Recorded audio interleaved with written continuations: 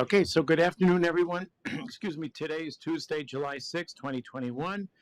This is our business meeting. It's our weekly business meeting, calling the meeting to order, attending Commissioners Duncan, Brooks, and Filios. And I'm going to ask Jamila if she would please lead us in the Pledge of Allegiance. I pledge allegiance to the flag of the United States of America and to the republic for which it stands, one nation, under God, indivisible, with liberty and justice for all. Okay, then. Can we move on to the consent calendar, please? I move that we approve the consent calendar as listed on our business meeting agenda for July 6th, 2021. I second the motion. Bill Brooks. Aye. Commissioner Duncan. Aye. Chairman Filios. Aye. Motion carries. Payables list, please. I move that we approve the payables for the week of June 28th through July 2nd, 2021 in the amount of $663,791.43, along with jury panel payments of $4,669.96. I second the motion. Bill Brooks. Aye. Commissioner Duncan. Aye. Chairman Filios. Aye. Any changes to the agenda? Hearing none, moving on. Our first action item, and by the way, this is a public hearing for our Kootenai County Emergency Medical Services, and it's for the fee schedule, and it's Resolution 2021-64, Kootenai County EMS, and I will call on Chief Kiley. Come right up, sir. Commissioners, as we presented to you, we are asking for a 5% increase in our rates. This will move us into the lower middle of rates throughout the state of Idaho. This will also allow us to keep rates at a point where reimbursement will continue to stay low.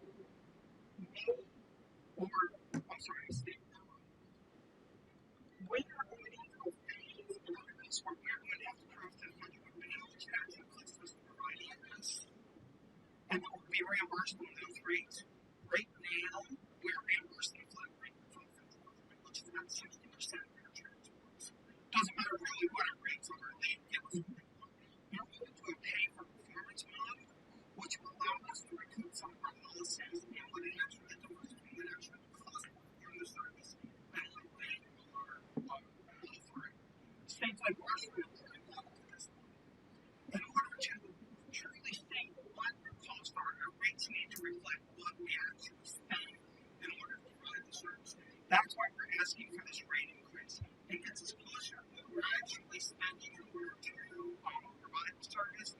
And again, it keeps us in that middle area of getting medical services in the state. Okay. Any questions for the chief? As this is a public hearing, would anybody like to come forward to speak, either for or against?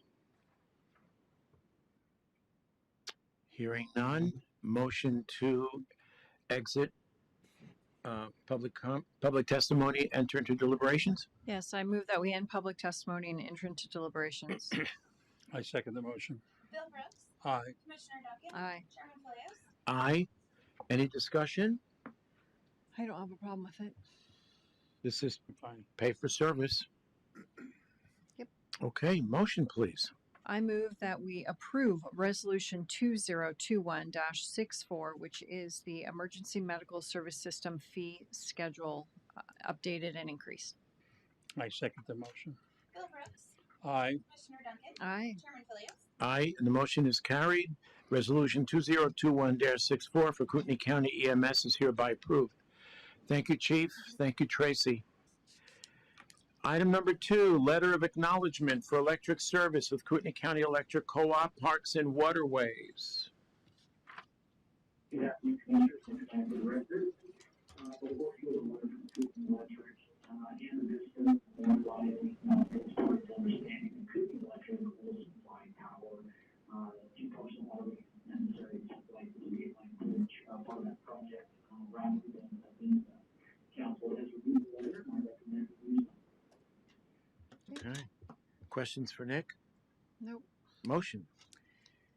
I had a very hard time hearing what Nick was saying. Yeah. It sounds so muddy. It's almost on. You want to try it again? Nick, can you just summarize it briefly? I'm talking slowly. I can.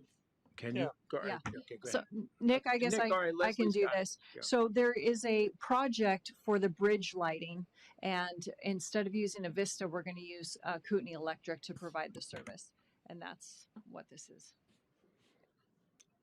So we want approval. Yep. I move that we approve letter of acknowledgement with for electrical services with Kootenai County Electric Cooperative and Parks and Waterways. Second. Bill Brooks. Aye. Commissioner Duncan. Aye. Chairman Philios.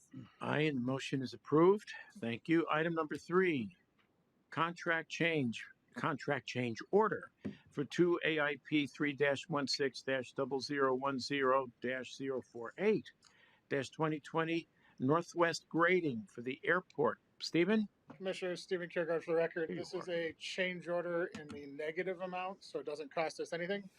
It is in the amount of $9,058.20.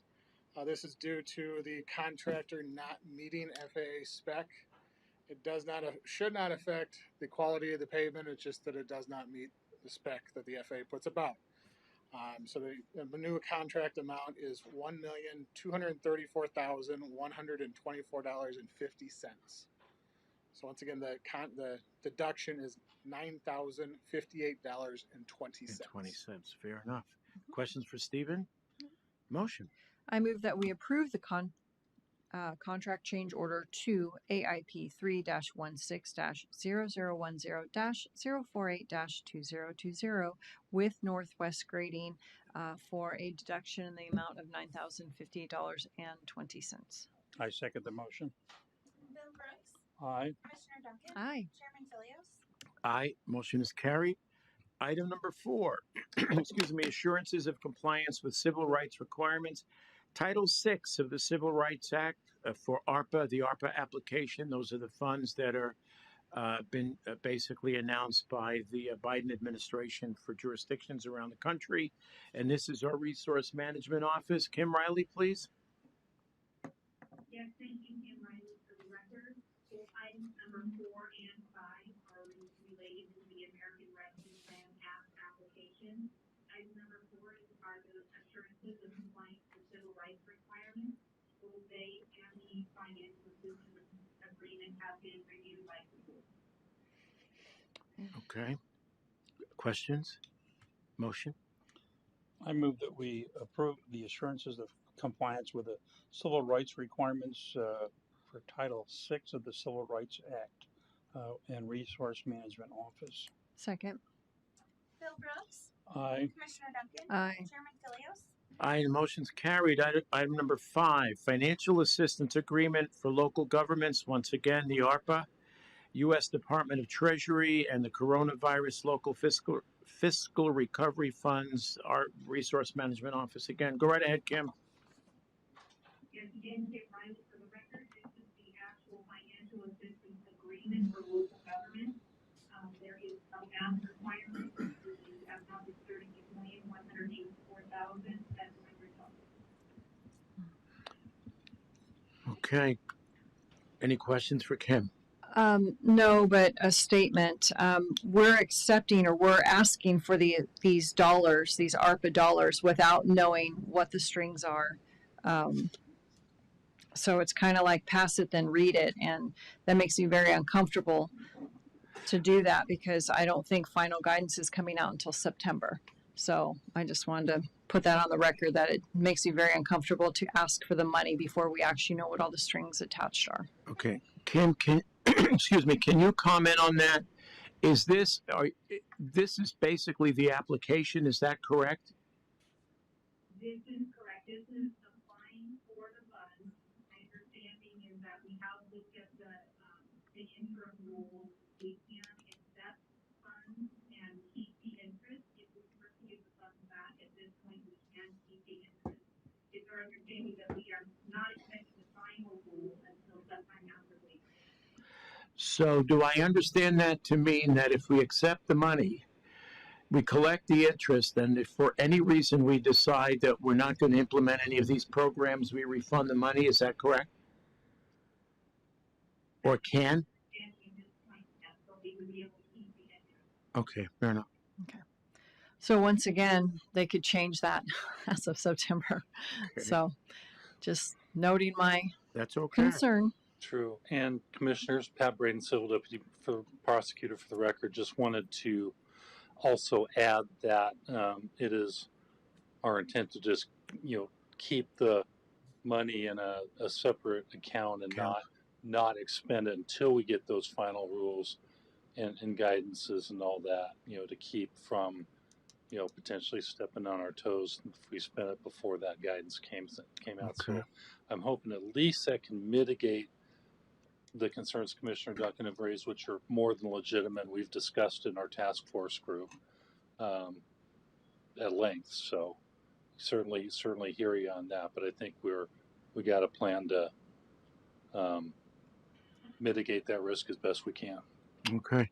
Once again, if I got it correct, it's 32,184,700. Yep. Okay. Motion. I move that we accept the financial assistance agreement, approve the financial assistance agreement with local government, ARPA, and the U.S. Department of Treasury for coronavirus local fiscal recovery funds in our resource management office. Second, Bill Brooks, Aye. Commissioner Duncan, I'm still going to vote nay. Chairman Philios, Aye. And the motion is carried for item number 5. Moving on to item number 6, grant agreement award 2021-009-00 FTA, which is Federal Transportation Authority 5307 for fixed route applications resource management office. Kim, you're on again. Thank you, Kim Riley, for the record. This is our agreement for fixed route costs of the amount of $661,500 with a 50/50 match, which will be provided with local and information. Okay. Questions? Motion. I move that we approve the grant agreement award 2021-009-00. It's the FTA 5307 fixed route Applications. I yeah, is it applications, I guess? think so. Okay. Fixed route operations. Okay. Oh, okay. Operations it is. All right. I second the motion. Bill Brooks, Aye. Commissioner Duncan, Aye. Chairman Philios, Aye, and the motion is carried. Item number 7, Limited English Proficiency Plan 2021-2023, Resource Management Office. Kim. Kim Riley, again, for the record. This is the updated version of our limited English proficiency plan for the year 2023. Okay. Motion. I move that we approve the limited English proficiency plan for 2021-2023 with the Resource Management Office. I'll second. Bill Brooks, Aye. Commissioner Duncan, Aye. Chairman Philios, Aye, motion's carried. Item number 8, Fiscal Year 21 Bureau of Justice Assistance. The Edward Byrne Memorial Justice Assistance Grant, also known as JAG application. Once again, the Resource Management Office. Go ahead, Kim. The sergeant case is going to take for KCSO. Good afternoon, Commissioner. Can you speak up? Is the sergeant case? Nancy, can you Can we turn get up the volume up, volume? Nancy? Can you hear me? Yeah, now we Yeah, now it's better. Go right ahead. Okay, starting from the case for the record, we are seeking the authorization of the BOCC for the fiscal year 21 Bureau of Justice. Edward Honorable Memorial Justice. The Newton County allocation for $20,634, which we used to fund the purchase of 17 new body worn cameras or state obsolete cameras that are already being used. We'll replace broken cameras and replacement for additional staff and other control in the GO Bureau. There is no match or match requirement for this grant. Okay. Okay, fair enough. Sergeant Case, I do have a question for you. Were any body cameras budgeted for? Is this going to take the place for from budgeted monies? not that I'm aware of, but I believe that these cameras are to replace those cameras that are already obsolete for the public work. Okay, thank you. Okay. Motion, please. I move that we approve the FY21 Bureau of Justice Assistant Edward Byrne Memorial Justice Assistance Grant application. I second the motion. Bill Brooks. Aye. Commissioner Duncan. Aye. Chairman Phillips. Aye, and motion's carried. Item number 9, contract amendment for transportation services with the Area Agency on Aging. Go ahead, Kim. Yes, thank you. This is our final amendment for this agreement for the year July 1, 2021 through June 30, 2022. It will provide 2,750 units at $4.20 for a total funding amount of $11,665.50. This provides the match for our retrofit program. Okay. Questions? Motion? I move to approve the contract amendment for transportation services and area agency on aging with our RMO. I'll second. Bill Brooks. Aye. Commissioner Duncan. Aye. Chairman Phillips. Aye, motion carried. Item number 10, addendum number 3 to the agreement between Ferry County, Washington, for the housing of inmates in the Ferry County Correctional Facility, the jail, and speaking for our jail staff, KCSO. Go right ahead, sir. Commissioners, good afternoon. Captain Andy Deak for the record. We are seeking board approval to amend the contract that we currently have with Ferry County, Washington for housing and overflow of inmates that we would have. The only adjustment to the existing contract is a rate increase. The last rate we paid was $60 a day for inmate housing, and that was agreed on in 2016. This is the latest adjustment, and it'll be at a rate of $75 a day. How much is IDOC paying us, state corrections? I believe 90, I'll say 90, I'm not positive on that. Okay, because I think we just upped their rate not too long ago. Right. So, okay, thank you. Fair enough. Motion. I move that we approve addendum number 3 on the agreement between Ferry County, Washington for housing inmates, not roommates, in a Ferry County Correctional Facility. That too. Never mind. I second the motion. Bill Brooks.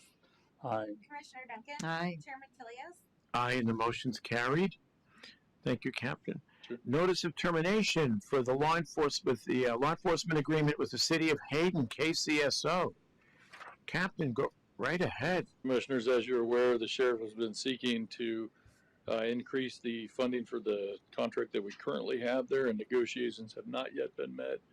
Termination of that current contract is before you. The sheriff would like to execute that termination notice, and it would be effective September 30th, 2021, and negotiations will continue to be sought in the meantime. Understood. Yep. Motion? I move that we approve the notice of termination for the law enforcement agreement with the City of Hayden and KCSO. A second. Bill Brooks. Aye. Commissioner Duncan. Aye. Chairman Phillips.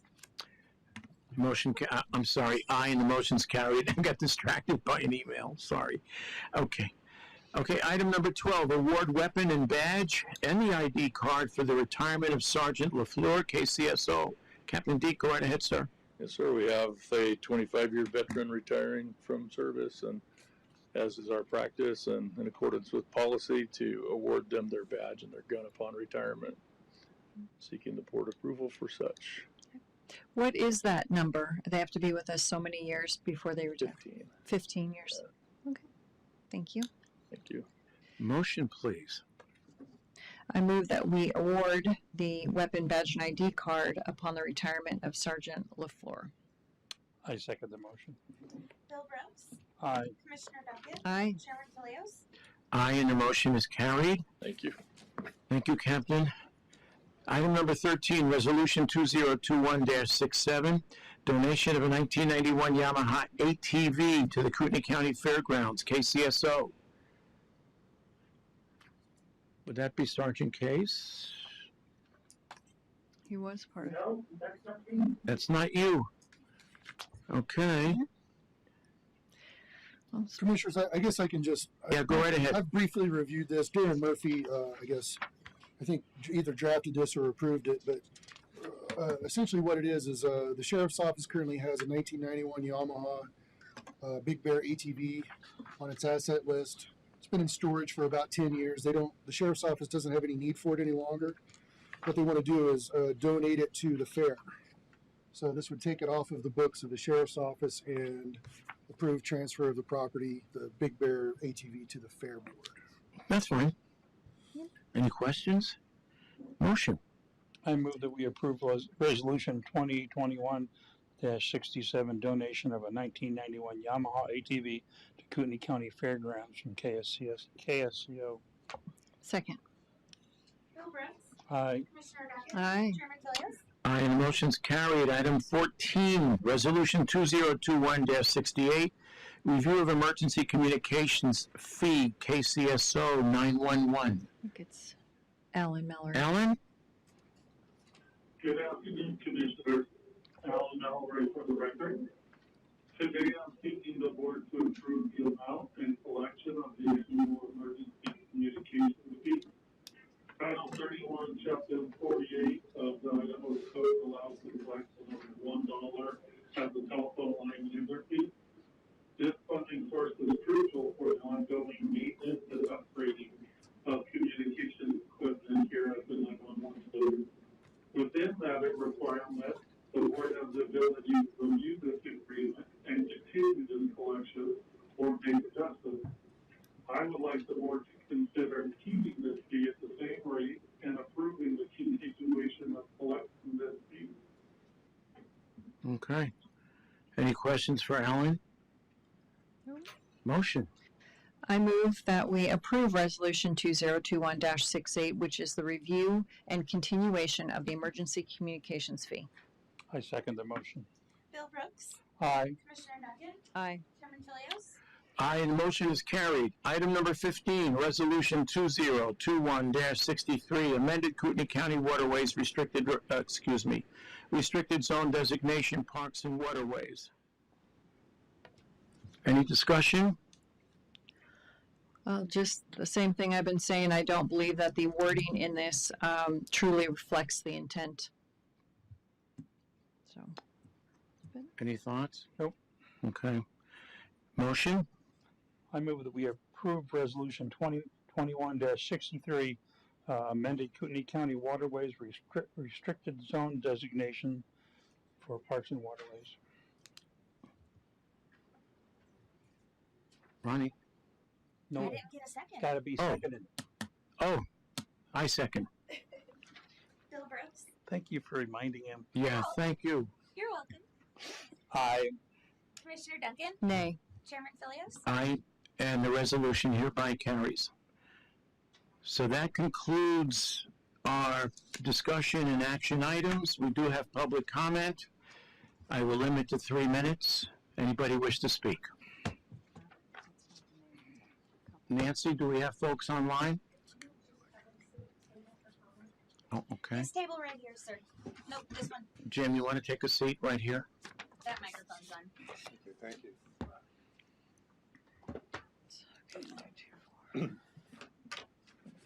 I'd just like to comment.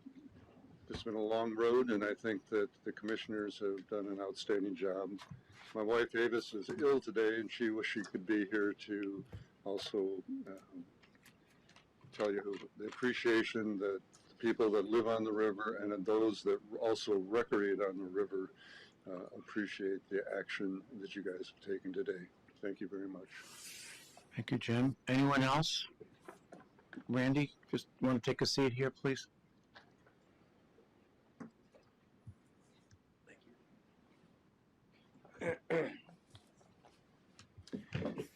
Commissioner Brooks, we boating families agree with you wholeheartedly. We absolutely do not want a free-for-all, and we're very happy that the sheriff has stepped up its enforcement. But I think that we can all agree that we also do not want the California-style privatization. So given that the commissioners earlier today, this is a question for all of you, given the commissioners earlier today told the sheriff that the wake surfers can surf the river, what should people surfing the river do in order to avoid being cited under the new law that you just passed? It's public comment, not public Q&A. Keep going. No, that was just my only Well, I think we answered the sheriff this morning. We did not ban any activities. Randy, how many times do I have to say that? Well, I'm just wondering what we do as we're surfing. Like, what can we do so we don't break the law? We don't want to break the law, is what I'm saying. You talk to the sheriff. Do you have any other comment? No, that's it. Thank you. Sir? John Stanley.